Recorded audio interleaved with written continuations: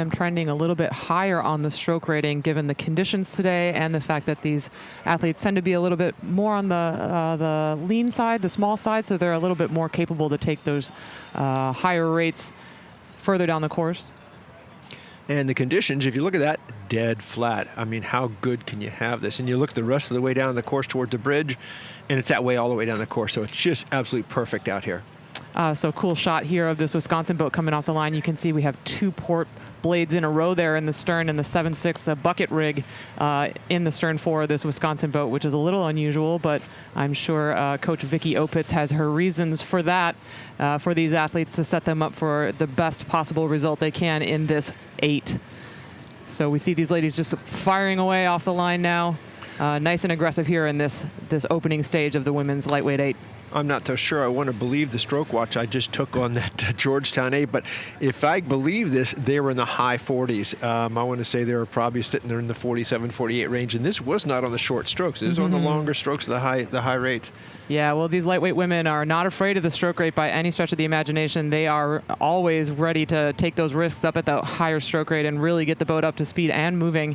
And in a two-boat race like this, like we talked about earlier in the regatta, there really is a strategy to a dual racing scenario in getting that boat out in front basically as soon as possible in the race and then just staying on defense the entire way down the course. Would you consider on a dual race like this in a grand final, which is what this is, changing your starting strategy? Because if you can get that lead, if you're not paying too high a price, like for example, you have a start in 20, would you go 25 in order to do that, not knowing what the other crew's going to do? I've had crews go 30. 30 strokes is a long way to go on a high rate like that. Yeah, I mean, I think that's a decision that you make as a team based on the abilities and the preferences of your athletes. If you have athletes that are super comfortable, maybe power-based athletes that really like being up there in those high rate ranges, sure. I mean, if you, say your other crew settles in at 20 strokes into it and you go 25 or 30, and you gain 3/4 of a boat length or whatever, that can be powerful in a 2-boat race. It definitely can. I mean, I think there's a huge psychological component to a 2-boat race like this where it is just you and one other athlete. Nope. Let's try again. Third time, one other competitor in this race with you, making sure that you are trying to stay ahead and kind of like you said yesterday, just not be made to make mistakes by the crew that you're leading. So we're still waiting to get maybe a little bit closer shot of these crews as they're coming down the river here. I did get some notes from Coach Vicki Opitz about some of these athletes that are going to be competing here at the Dad Vail this weekend. And what she told me is that we have a lot of these athletes that are going to be in this Wisconsin 8 that you're seeing here that are going to be doubling up in the 4s events later this afternoon.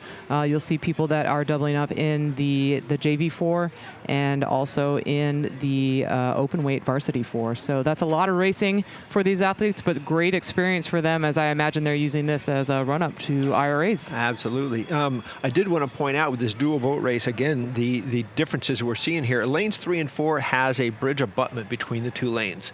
And this is going to be all the way down the rest of the day today, but in a dual boat race, you're hidden for a short period of time there. And if you're going to make a change, you're going to try and make that change there. So if you get that bow stuck out in front of the bridge for the last straightaway coming down to the finish line, that would be quite important. So interesting that your 2 top seeds are going to be separated by an abutment where they can't see each other for a couple of strokes.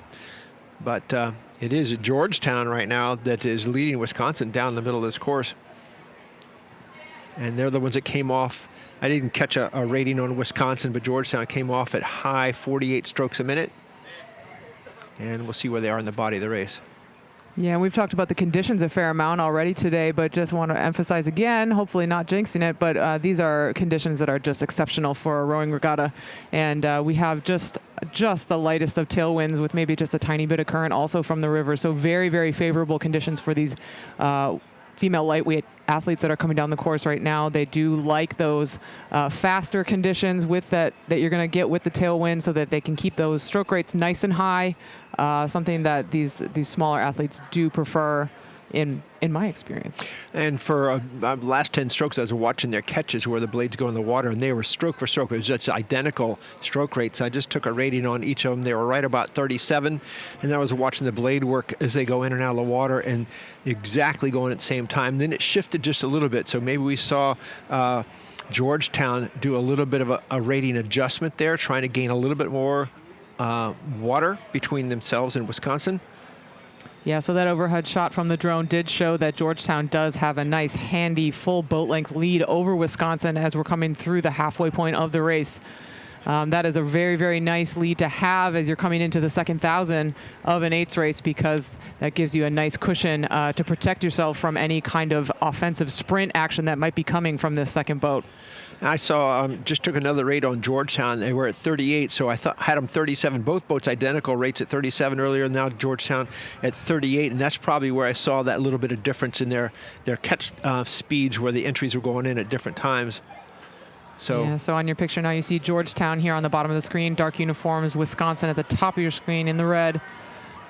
Georgetown does continue to lead the Badgers as we're coming through the last 500 now and entering into the red buoys. Badgers at 40.